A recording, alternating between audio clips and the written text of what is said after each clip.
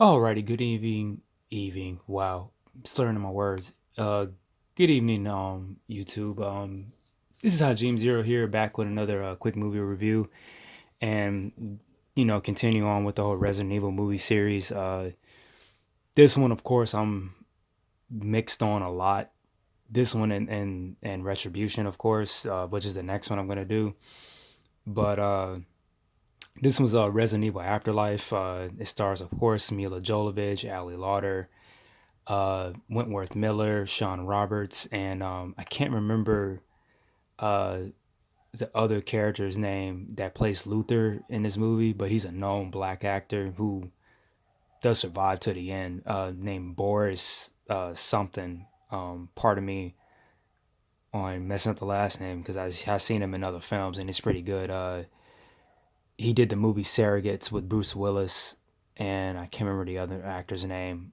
The movie about the robots and inside of it's pretty much old people living inside of a or going inside of machines and are living their daily life. If you look it up, it's a recent movie and it's a very good film. It's based off a comic book. At least I think it's based off a comic book. I know it's based off of a novel. Like the novel I came first.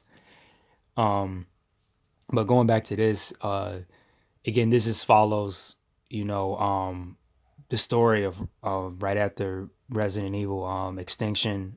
You know, it's established that the Umbrella Corporation had flooded the world with the zombies, or the outbreak had got out and they cloned Alice multiple times. And I give them credit because they didn't use.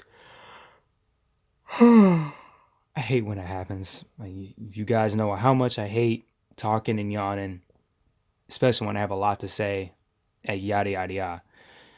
But what I'm really impressed by is how they didn't use the clones in this movie as a crutch. You only see them in the beginning of the film when Alice tries to infiltrate the Tokyo Umbrella base to really go after Wesker. So even though the concept is still there because it does play back again in Resident Evil Retribution, but they utilize it in a different way. Um, but pretty much with this movie, it utilized a lot of elements from Resident Evil 5, and I think the the game came out the same year. Uh, yeah, actually did. This movie came out 2010, and I think Resident Evil 5 came out like I want to say, yeah, it was 2009 uh because Street Fighter came out 2008, and at the same time, I think right around there they made their next Resident Evil game. Yeah, it came out around that time, and this uses a lot of heavy elements in it. So pretty much with the whole story from the last movie, they're trying to find this place called Arcadia in Alaska, and it was a fluke. And I think the transmission or something had eventually led Alice to go back around the West Coast, mainly in the LA area. At that point, she already found Claire's character, who was hooked up to some kind of uh, device which was in the game, which was like a mind control. Oh yeah, also I forgot. Speaking of that, because it's the same device Jill wears. She appears in this movie too at the very end, and it's the same actress that portrayed Jill in Resident Evil Apocalypse. And another thing about this movie, mainly a lot of the game elements, like even what they're wearing, matches, you know, almost to a T. A little bit with Chris Redfield, not all the way. He looks more like an airman in the air pilot jumpsuit with the gun hoisters on there. It still isn't a bad look, but that's what he mainly looked like. And the character didn't look much like Chris from the game at all, which I'm about to get into. Oh, good God! And stop yawning. But back to the story. She goes back to L.A. with Claire's character. They're flying around, and they come across this prison with survivors in it. And then they tell them about the transmission from Arcadia, which is a boat off the coast. So they come up with a mission eventually to get on there because they discovered, you know, the virus. on its own was mutating within the infected, and some of them were coming in through the walls, and some of them were having that the what I like to call the flower face, where the tentacles come out. And if you guys ever seen the movie Blade 2 with the Reavers, it looks something like that, except they have extra tentacles coming out. It's really coming out of their mouth versus on Blade where it was split apart from the bottom of their chin. And it's still a good effect. And I can tell even with the game, that's where they got it from, because the shit did look scary when I first saw Blade 2 in theaters with my uncle. And I wanted to know how they fucking did that, because looking at it now, it looked amazing. And I might get into that when we review Blade Trinity. But yeah, back to this. So they come up with that whole plan. They later find out that the survivors that Claire had helped out in the desert. Again with the fucking yawning, I swear to God. But the survivors that she had helped, they were still continuing to experiment. And it took me a while to figure out that Wesker was actually eating some of the survivors, because it the T virus in a way had bonded him, but it mutated him at the same time. And he had to keep ingesting human beings, pretty much like the Jeepers Creepers, to not fully die or the virus to take him over completely. And he came up with the brilliant idea to ingest Alice because she successfully bonded with the T virus. And also another plot point, she doesn't have her superhuman abilities like she did in Resident Evil Extinction, with the psychic powers. At the beginning of this movie, Wesker takes them away.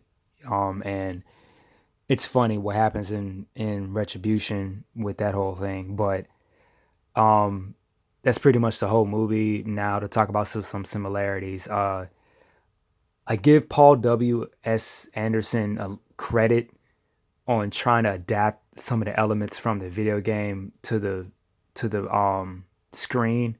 But like with most comic book movies, how some of them fail and flop, you can't really adapt everything from the comic book page, onto the screen, because sometimes it is corny, or at least change something up to build up to that point. And a good example is take the Avengers Infinity War and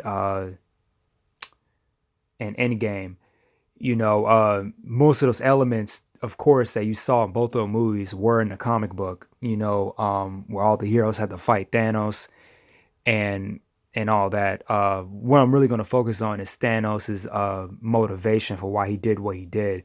If you read the comic, he did it because he was obsessed with death and had a fascination with Mistress Death or Lady Death. He actually had a love affair with her to satisfy her for, if he did this. The motivation, it worked for a comic book, but in the movie, it really didn't, unless they reveal something much later on. With his reason for doing it in the movies is because of the natural resources that were all over the planet, and how his race was wiped out because too much was being consumed. It does kind of make sense a little bit, especially if you look at Endgame. When Captain America said, I saw, the whales by the ocean, and it seemed like there was less pollution and less human turmoil going on after what he did. And another point I was going to make, the best other example is take our society, take the zombie apocalypse, for example, where natural resources are going to be gone. Wouldn't you be kind of happy half the population was gone? So, you can avoid the argument of who needs the many versus the few. So yeah, but pretty much going back, with the adaptation, and that was the one thing that was wrong with this movie. When I seen it, I had told one of my friends, it seems like Paul W.S. Anderson had written this script right after he had beaten the game, if you played it, or he played it 2 to 3 times to remember everything, or at least look the stuff up on YouTube, and just took those point beats and just wrote up a script that quick.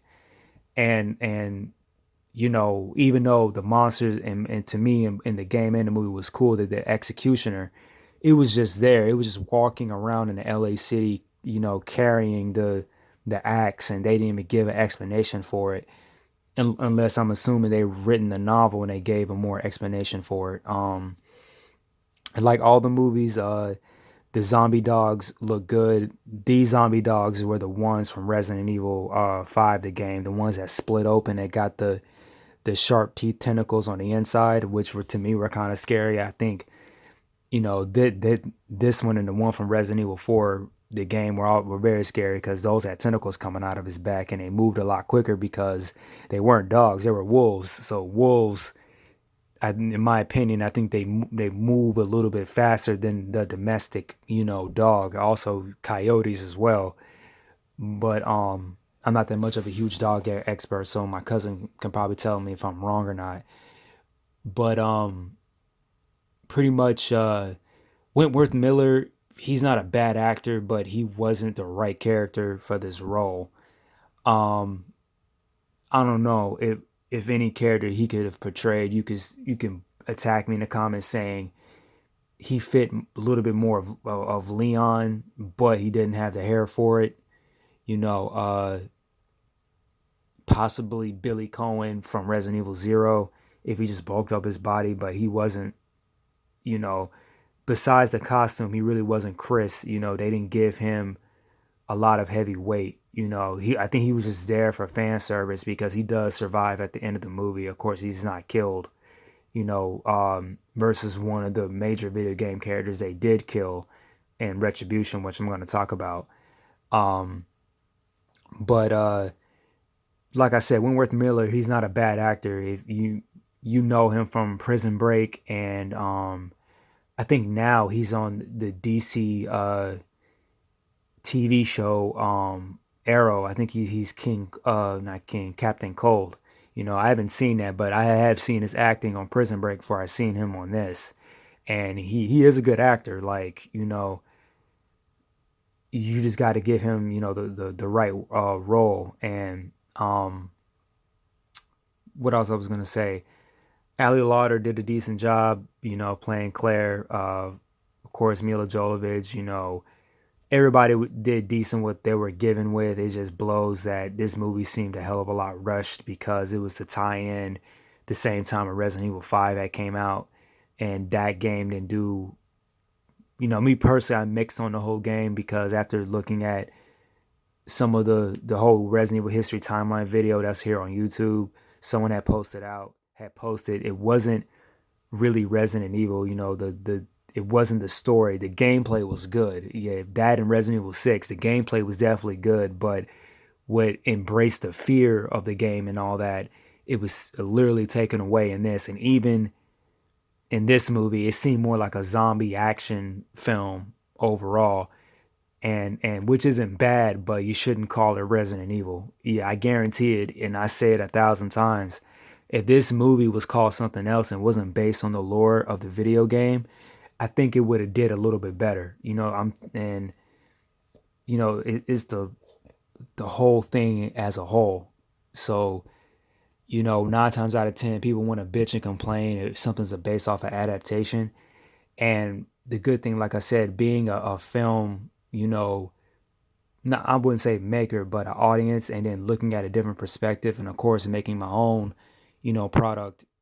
Somewhat trying me personally trying to get into the industry. Yeah, with doing comic books, I fully understand, where the filmmaker's mind is at when they do these movies. So it just sucked that the execution was bad. And like I said, I think I said it on the Street Fighter 2V animation. There were some people who did like it after I saw it, when I better understood storytelling.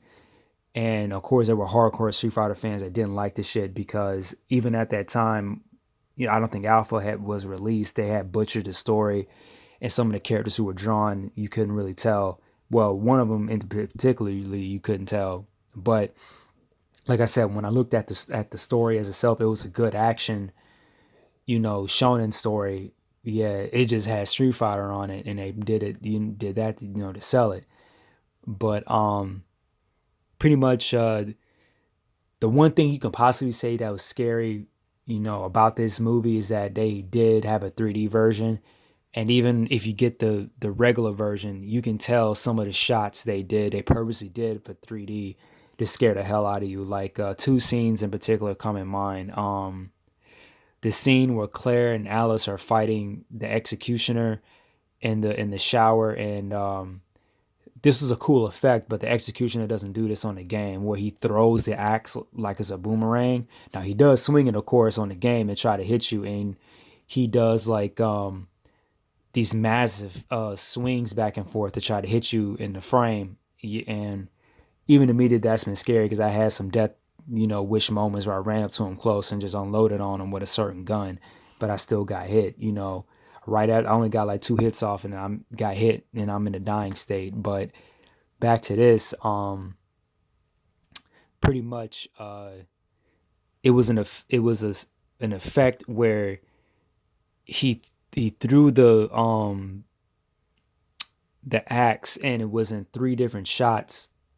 At one point, they also did slow motion at the same time, which to me was heavily utilized for no reason. They some of the slow motion stuff they could have, you know, cut off some of the time on that. I think it was when Claire did a backflip and had landed, and it was super slow, and then Alice taking the shotgun out, and it was just unbearable. Like, why is this shit? Why is it doing this? And the second 3D scene is the final confrontation with Wesker. Alice is pretty much being held hostage by those dogs, and then Claire and uh, Chris try to fight Wesker, and then at the same time, I think one of the dogs ends up dying, and then the other one that tries to attack Alice, and then there's a good nasty shot, even without the glasses, where the dog jumps into frame and you see all that monster tentacle shit. And I think that was there to scare the hell out of you if you saw it in 3D, especially in the theater. So yeah, I think that one was uh was done on purpose. But even some parts of the Wesker fight was decent. It was like the game, which I liked because some of the fighting between, on that game with him and Chris and Sheva, I did like it. It did work. But the bullet dodge scene, it just looked badly done. You know, it just they could have done a better job, yeah, with that. They really could have taken a cue from the game of him not only dodging, but sometimes he looks like the Flash and he's running as well.